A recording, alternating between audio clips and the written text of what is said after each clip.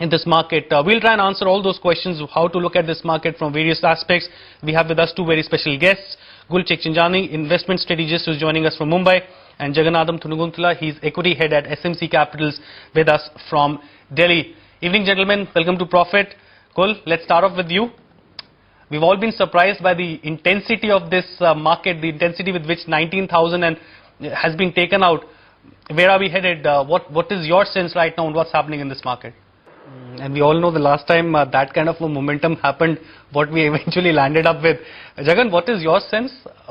We've all been surprised by the intensity of this market. Do you think bull run is on and perhaps the next jump to 21,000 or perhaps even above it is going to be very, very steep, very, very fast? It's entirely liquidity, Ashu. I mean, if one has to answer this, it's entirely liquidity. The foreign investors have been investing at such a pace and magnitude that the FIIs and Indian capital markets are behaving like newlywed couple. They are not getting enough of each other, and so the money flow has been so strong that it has surprised everybody big time. And adding to that, the one missing party as always is retailers, because they have been concerned about the valuation. They sit outside. But the problem is when the liquidity and momentum are so strong, there is no place for fundamentals, and the market has a tendency to surprise everybody. Retailers, in fact, have missed a bus, if not a luxury coach. Let's talk about the valuation versus liquidity argument. Gul, what's your take? Do you think it's purely liquidity right now? Valuations perhaps have taken a backseat. It's only liquidity which is driving this market up, and perhaps coming in from the large institutional investors who have missed the bus, perhaps they're now saying, okay, let's finally jump in. Let's perhaps try and latch on to whatever we can at this fag end of what the market has done. So perhaps correction will come, but from the long-term aspect, this market is staying positive. Jagan, do you think that valuations perhaps have gone beyond the comfort zone if you were to extrapolate based on FY11, FY12 earnings, and only if you start extrapolating from an FY14, 15 kind of a side, do you think the valuations perhaps come off to realistic levels from the short term, perhaps peaking out? The valuations are definitely high, no question about that. For example, if you closely see 10-11 expected Sensex EPS is in the range of 1,000 rupees. In that context, if you see the 19,300 or 400 level of Sensex works out to about 19.5 times PE multiple, FY11. So that is not cheap. We are the costliest market out of BRICS. We are costliest market out of emerging markets. No question about that. But the problem is when the momentum is so strong, who will listen all this, Ashu? Because the fundamentals have no role when the momentum is so strong. The traders can keep continuing enjoying the party, and then they can keep riding the tide. The only for the long-term investors who believe in the value investing, probably they have to still stay away, because these are not the times when you try to search for the value, because searching the value in this market is like searching a needle in a haystack. Welcome back. We are discussing right now with Gul and Jagan what to do in this market, what should be the fundamental strategy if you were to play this market in any kind of a fashion.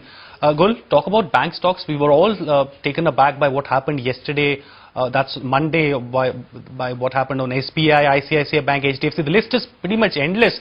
Mid caps, large caps, you name it, they've all been participating. And do you think actually the stocks right now are preempting a huge amount of credit pickup as far as the half of this particular fiscal is concerned? What exactly are the stocks preempting? I mean, SBI at plus 3,000 levels, what exactly is the market anticipating right now? And Jagan, how would you look at the banking counters which have been spearheading this momentum build up across the board? SBI, HDFC Bank, ICICI Bank. I think 6 of them hit a new lifetime high yesterday. Most of them made a new high today as well. Clearly looking out of flavor right now, I'm saying from the valuation perspective. Yeah, this is a banking bull market, Ashu. For example, if you closely see between 18,000 to 19,000 recent rally of Sensex, 70% of it contributed by 3 stocks: SBI, ICICI and HDFC. So it is a clear-cut banking bull market, and this is that kind of market where my grandmother or George Soros both look equally intelligent.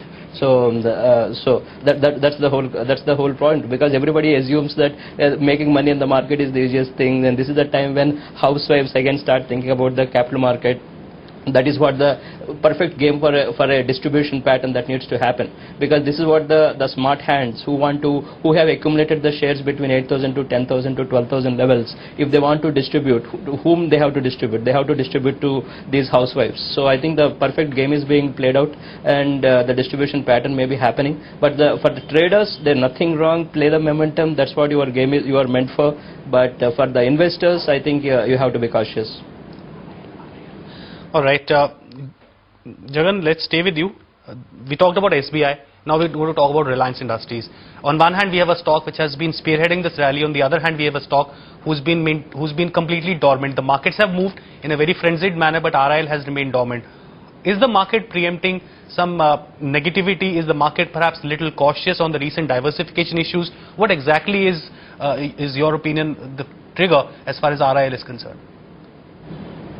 I think in the recent memory, there is very few instances where this kind of pattern has happened, where Reliance has came into limelight for wrong reasons, about the discussion about being a laggard or being a underperformer, because always the Reliance has a habit of being the front runner or being the leader of the Indian capital markets.